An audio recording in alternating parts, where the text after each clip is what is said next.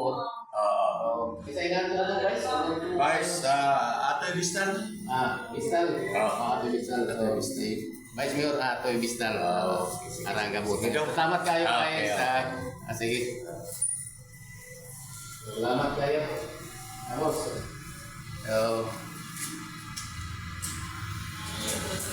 So, dito tayo ngayon, no?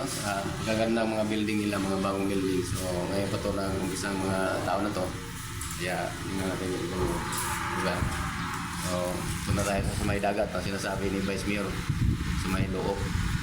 Mga beaches at Century 3.